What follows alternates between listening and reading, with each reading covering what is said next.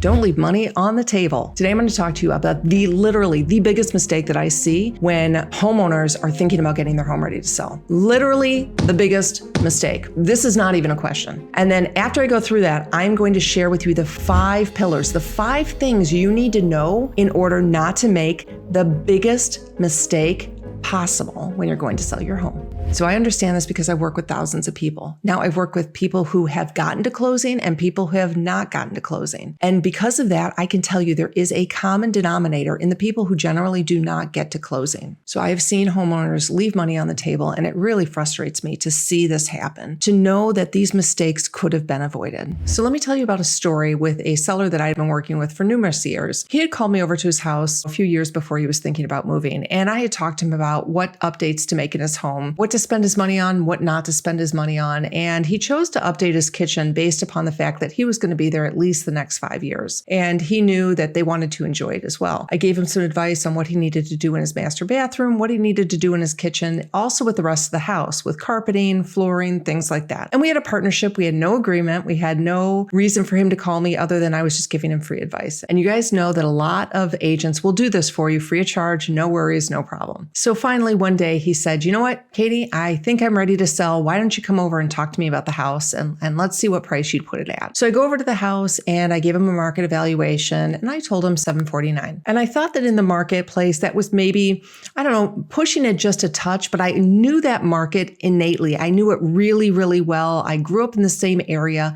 I had a lot of other homes on the market in that neighborhood. So I knew what buyers were saying when they were coming into the homes in the same location. So I knew all of that. I understood the dynamics. So then he also went and he got another evaluation from another agent. I don't always think that's a bad idea. And the issue was that agent came back at $599. Now, remember, I told them $749. And so that was a huge $150,000 difference. How in the world could we possibly have had $150,000 difference? Now, the other agent was experienced. However, she did not sell as much in the neighborhood that I sold. She did not know the little things that were going on in the market in that specific area because I did, because I had listings in that specific market. So she came in at $599. I'm at $749. And he said, what's the story here? So I went back and I did my comps and I said, gosh, I really believe you are at $749. I know this market. I know exactly what's going on here.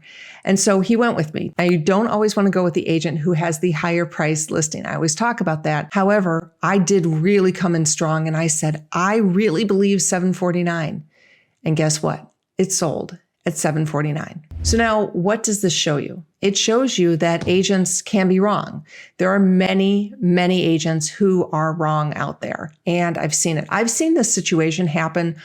I can't even tell you how many times where an agent prices a home incorrectly. Now, this video is not about pricing. It's a big mistake that you can make when you're selling your home, but that's not what I'm talking about. I'm talking about choosing an agent who understands the dynamics of that market. Because if that seller had chosen that agent, they literally could have been leaving $100,000, $150,000 on the table when they sold their home. Literally could have left that on the table. Now, like I said, I see this happen in so many instances. It's not about overpricing. It's about choosing the right agent. Because if you choose the wrong agent, you could lose a lot of money and you could have an immense amount of stress. I have seen this happen over and over again. I have taken listings from people who they've been on the market for numerous months, even years. And the main reason they have been on the market for that long is because of the agent. I have viewers like you who are emailing me saying, what should I be doing? Well, listen, if your agent is not telling you your price is too high, that agent is the problem. So what I'm telling you is that the biggest mistake you can possibly make when you go to sell your home is choosing the wrong agent, because the bad advice can have a cost. You just won't know how much until you've lost. And that is the truth. I have so many people who come to me after the fact saying we should have gone with a different agent because they really determine your path. Now, many of you are going to say, real estate agents are worth anything. And I hear that all the time, but I have seen it from the inside. So the rest of this video is really going to show you how to choose the right agent, because this other agent that they chose to interview was very experienced. But how did that agent not know what the price of the home should have been? I'm going to walk you through the 5 things that you need to know, the easiest way for you to determine if you're choosing the right agent. Before I get into that, I'm going to tell you that your first mistake, if you haven't downloaded our Seller's Playbook, is the place to start. Now, this 32-page document is full of information. It's totally free to you. We've had over 10,000 downloads of this document. The people use this as their guidelines and their way of, navigating the process, whether you're moving in a couple weeks or you're moving in 10 years. This is going to show you exactly what you need to do in order to get your home ready to sell. Where should you put your money? What updates should you make? In addition, all of the questions that I'm going to give you in this video are in that playbook. So I want to make sure you're downloading our playbook. And let's get into those 5 things to help you prevent choosing the wrong agent. How do you choose the right agent to know that you're getting the right advice that you need? Because you're a newbie, right? You don't know necessarily what the market's doing at that moment. You really haven't seen all of the transactions, all the mistakes that have been made, and all of the advice that has been really, really bad. So let's start with the most important thing that you need to understand when you're choosing a good agent. This is absolutely, hands down, what you need to start with, and that's understanding their professional experience. Most agents are going to say they're experienced, and new agents usually rely on the fact that their brokerage has sold a lot of deals. First of all, take that off the table. It doesn't matter what brokerage your agent is at. Not at all. End of story. Okay. Just don't even think about that. It only matters how many transactions that your specific agent has sold. So when we're looking at referring out our viewers and sellers that we're working with, we really are starting with the basics of saying, in the last 3 years, I prefer, maybe like 150 transactions, which is about 50 deals a year. Now, when the market's a little lower, it's a little hard to hit that. But by doing 50 transactions a year, that agent is successful. That agent has had to navigate the market, has had deals that falls through, and really is a full-time agent. Okay, now I'm talking about a single agent. I'm not talking about a team. That's a whole other story. Now, if the agent is selling 300 homes in 3 years, 100 transactions, that's a lot. Okay, now that is a lot. That means that they probably have support. That means that they probably have a team. So what you need to understand, is it that agent or is it their team that's selling that many transactions?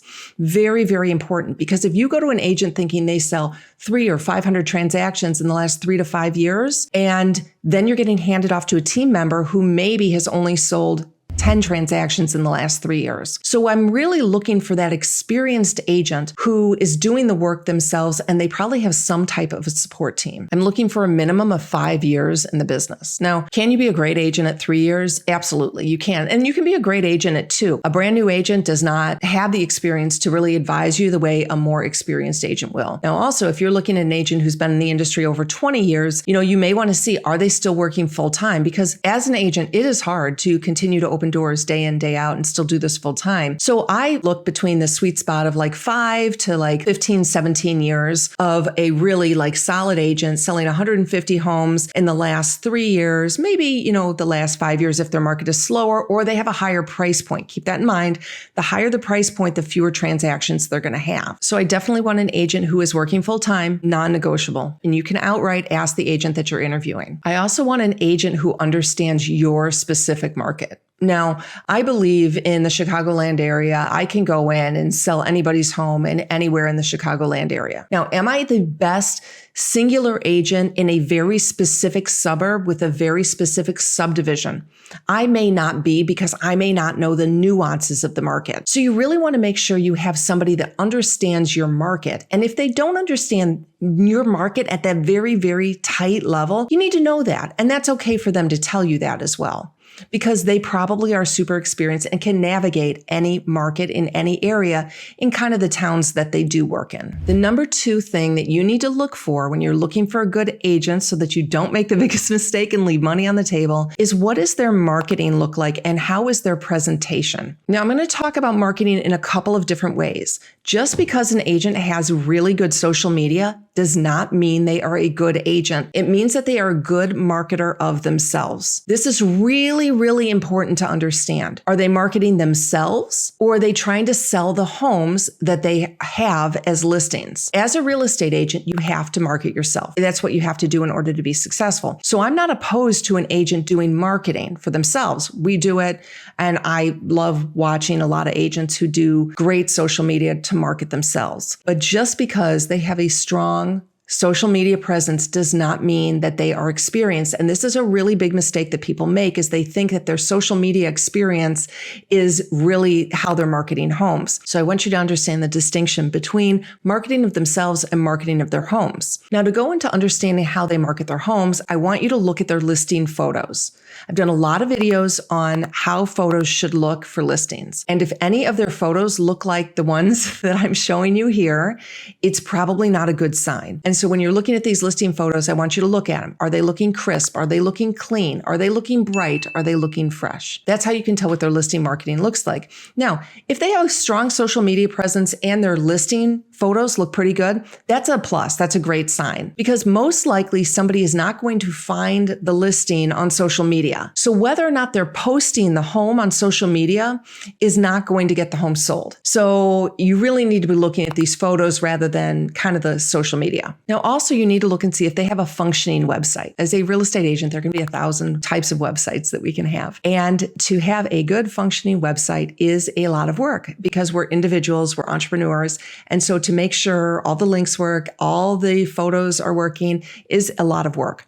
Now, if they do not have a functioning website, that is a huge red flag for me, because that means they don't know how to market themselves. Okay, keep that in mind. If they don't know how to market themselves, how are they going to know how to market your home? So it's really a red flag if they don't have their own individual site, not their brokerage's site, an individual site that they've had to put together, that they've had to write the copy for, that they put up all of their listing photos. So while marketing is not the exact indicator of are they a great agent, if they have great marketing, that is a huge step, a huge pillar that they need to have. So if you go back and you look at the pyramid, you're going to see number one right there is the experience. Now let's layer onto that the marketing. And you've got the fundamentals of the makings of a great agent. So pillar 3 is how you are going to figure out if this agent that you're choosing is good is what is their communication like and what is their support like? This is also a little hard to figure out, but you're going to get some really good indicators right up front when you make this initial impression with this agent. As I'm going through this, I'm talking to you about all the things that we look for. If you're feeling like you need some help from us, go ahead, fill out the form here, and we're going to help you get to this point. Now, I want you to wait until the whole end, because I want to explain to you before you just say, oh no, we're going to go and just get an agent from Kati. I want you to hear the whole thing through in what we're really looking for when we're referring. So going back to the communication and the support, like I said earlier, when we're looking at the number of transactions an agent has done, there comes a point when it's too many transactions for an individual agent. That's when they might get too big. And you need to be thinking about that, because if they're doing too many transactions, they're not going to give you the attention that you need. So remember, if you're in a higher price point market, they're going to be a fewer number of transactions. If you're in a low price point market and, maybe like 250, something like that, your agent needs to be kicking those out. And we're probably looking 50 to 80 deals a year. Now that is a lot. That is a lot of deals. Even at the higher price points, if you're looking at maybe, 25 to 50 deals a year, that's a fair amount at probably the over $1 million mark as well. That is a lot of work. And you have to keep in mind that they're not going to give you the attention that you're looking for. They're not going to give you the support that you're necessarily needing. And so you want to understand how much is too much, how much is too many transactions. And so when we're referring out agents, we're looking to see how many transactions are they doing, and do they have support if they're doing more transactions? And what I mean by support is, are they having other agents work with their buyers? Because typically the listings are where these solid agents are working, is on the listing side. They're not necessarily working with the buyers. So when we're talking about listings, we're looking at different qualities than if we're looking for a buyer's agent. Right now, today, I'm talking to you basically about listing agents. So when a listing agent is doing 60, 70 transactions on their own and they have no support, they have no team, That's hard. That's really hard to do if they don't have a transaction coordinator, because there is a lot of things that happen in real estate. You don't see them. You don't know. You think that all we do is just take a few pictures and upload them in the MLS. That's not true. There are hundreds of tasks for every single deal that we're working on, and we can miss them because there are a lot of them and things come at us 24/7. People are texting us at the middle of the night, asking us if they can see a house. And so if they do not have support, if agents do not have support, that can be a red flag depending on how many transactions they're doing. So it is this give and take, because remember, too many transactions, and if they have a team, you might not get that agent helping you at all. So when we're looking for agents, we are going in to see, is this agent actually going to help on the listing? And we specifically sometimes will reach out to a team leader. I will ask a team leader, hey, I have a listing referral, but I only want you working on it. Are you going to be doing this? And they may say yes, or they may say no. I'm going to hand it off. And then we decide if that's going to be appropriate. Now, for a lower price point home, the teams are actually quite good because they have a lot of systems and a lot of processes. But if you're looking for a lot of hand-holding, a bigger team is not necessarily going to be the communication or the support that you're looking for. So this is definitely a balance too. So how you can tell what is their communication like? Literally, you reach out to the agent and you see how fast do they respond to you. That is a key indicator. When we are interviewing our agents and we're sending them out to our sellers, we tell our sellers, now note, how fast do they respond to you? How attentive are they to you? How empathetic are they to you? These are all the things that you need to understand and pay attention to. And that's the purpose of finding an agent kind of early and seeing, engaging with them. Are they following up with you every week or every month? Do you want more attention? Do you need more attention? Do you want no attention? What is it that you're looking for? That's why engaging with an agent early is really significant to figuring out like how they respond to you. Are they real? Are they authentic? Now, many people are thinking they don't want to talk to an agent too early because they don't want salespeople calling them and, hammering them. But what my thought is that, yes, you want to choose your agent early because you want a long-term relationship with this agent who's going to advise you in the updates year over year over year. That's really the ultimate goal. And that's why you should be finding an agent. If you're thinking you're moving in 2 years, find an agent now because you want that agent to come in. You want to interview these agents and you want to say, hey, listen, I want to work with you. Maybe I'm interviewing other agents, and then see how they fight for your business. See what they do. See how they respond to you. See their emails. Are they remembering you? Are they not remembering you? Do you like them? Do you not like them? That's going to give you more of an opportunity to make sure that you've chosen the right agent. And then if you choose wrong and like a year down the road, you're like, I hate this agent, then you can go and you haven't made the mistake of choosing the wrong agent. So the fourth thing you need to understand, the fourth pillar, the fourth way you're going to figure out if your agent is a strong agent, is a good agent, is honesty and professionalism and truly authenticity. And so this is really hard to figure out. And when we're looking at referring agents out to our sellers, we are looking to see, do their transactions match up with their social media? Are they more fluff in their social media than they are in their real transactions? How are they coming across in their videos? What is their interaction with us? Okay, we can tell in initial interactions if they're honest and if they're professional. It's very hard for you, though, as a seller to really understand that because, you're not in this all day long. You don't really see the signs. So I'm going to give you 3 things to figure out, is this agent, honest? Are they professional? Do they have authenticity? First of all, you don't want an agent who is spending more time promoting themselves than working in the business. Now, I said that earlier. That's kind of hard to figure out, but you want to see somebody who's promoting themselves, but are they promoting themselves in the real estate world, or are they promoting themselves just because they're great people and fun and you should just use them because they have a cool Instagram account? You should also look at the client reviews. Now, client reviews, a lot of them are full of it, like they're not real. And a lot of them just are kind of blanket statements. Maybe their friends, maybe their relatives wrote these reviews. But a good agent is spending time getting good testimonials. And if you go into some of these testimonials and read them, you'll be able to see the ones that are real and maybe the ones that are maybe a little more fluff. Hey, would you give me a 5-star Google review? The ones that are real are going to go in depth, really in depth on what made their experience great. And that's really important to see. Are they talking about how wonderful this person was personally? Are they talking about the team and the great support that they had with the team? Are they talking about the transactional process, the stress-free? That's what you're really looking for, not just, oh, this is a great agent. She has, 550 Google reviews. reviews. Not really. You want to go in and you want to read them and look at them. Now, here's the issue. A lot of real estate agents have a lot of different platforms they can put their reviews on. This is really hard as an agent because you cannot take the Zillow reviews and put them on Google. You can't take your Google reviews and put them on Zillow. So when you're looking for reviews, don't ping the agent because they don't have a lot of Zillow reviews, but maybe they have a lot of Google reviews. Typically, what has to happen is an agent has to pick a path to go down to get those reviews. We have one system. We're looking at Google reviews for us, going down one singular system in order to get those reviews. And finally, the third thing I'm going to tell you about figuring out if this person is honest and professional is, are they willing to walk away from their commission? Now, this is very, very hard to understand. The agent should put you over their commission. And there are agents that do this. They allow you to cancel your listing at any time. They are advising you. They won't take an overpriced listing because they know it's not going to sell. So it's important that you try and figure that out. Again, I've got a lot of stuff in my seller's playbook that will help you get to these questions that you can ask these agents. The last pillar, the fifth pillar, is the most difficult pillar. Okay, I told you the first one is the most important, right? The experience, the most important. This is the most important one that you get to choose.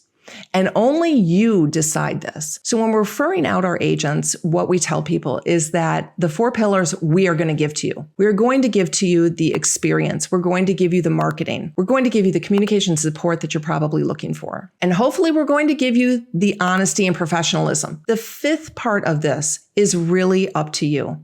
And that is your gut, your emotional connection and personal rapport with this agent. That is what we are giving to our sellers. We hope the only decision that they have to make is, do I like this person? Now, the problem is in the past, many of you have probably chosen your agent based on gut alone. And as you can see, that is the least important thing that you need to be deciding in choosing a great agent. So when we give you agents, we are giving you agents with all of these 4 other criteria. We do get a gut feel from them as well, but we are not you. We don't know if you like people who talk a lot. We don't know if you like people who are super detail oriented. We don't know if you like people who are super driven. So we're going to give you 3 agents to choose from, and then you are going to go with your gut. Now, you can absolutely do all of this by yourself. I will tell you that we referred out almost 500 sellers just this year alone. And the work that we've done on this is very difficult. The reason it's so difficult is because agents, some of them are really bad. Like, we will reach out to agents and they will not respond to us. They won't even acknowledge us, or they're super rude to us. And so I think, well, gosh, we're not going to refer this agent.